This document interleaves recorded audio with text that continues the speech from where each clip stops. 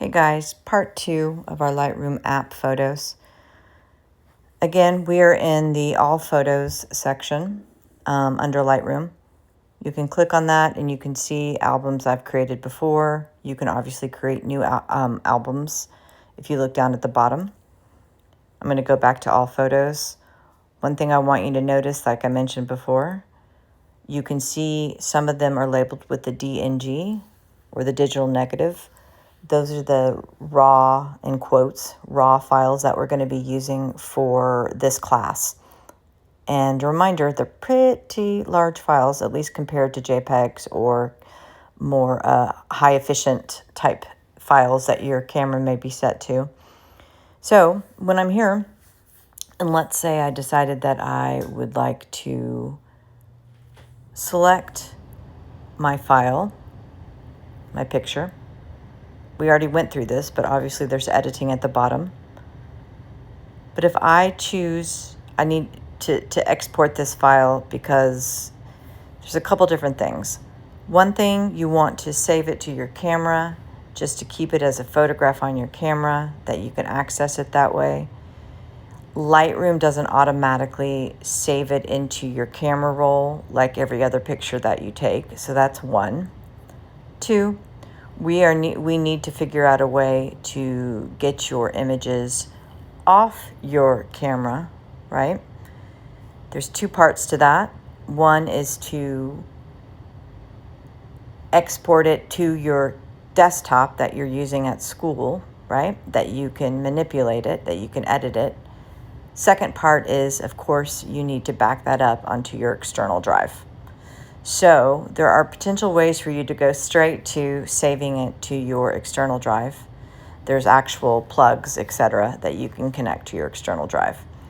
But let's say that we're deciding to export this. Up in the upper right hand of the screen, you can see a couple different icons. Looking at the arrow with the box for the saving potential or sharing potential or exporting potential.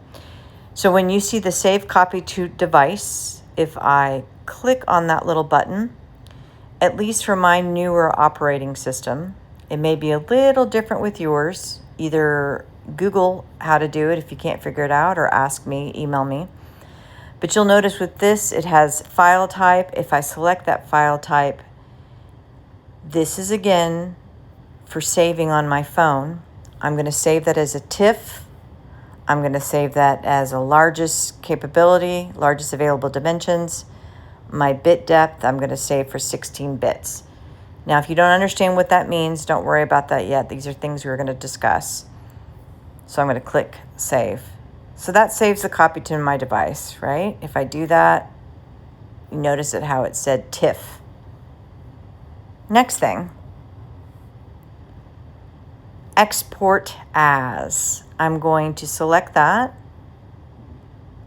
And this is important. For our purposes, again, TIFF's pretty good. TIFF's a large file, but the DNG or the raw file is the largest file.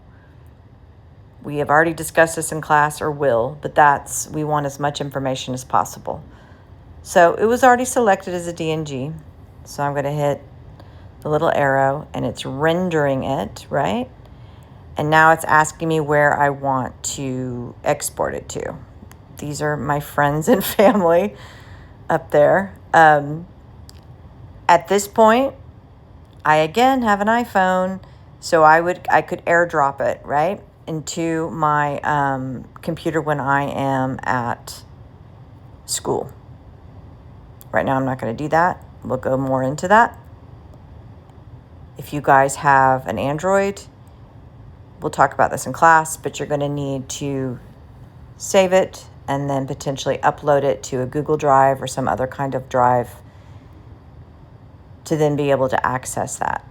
Again, the simplest thing would be able to just transport it or to send it directly to your external drive. But this is a way to do it from your phone, and that is it.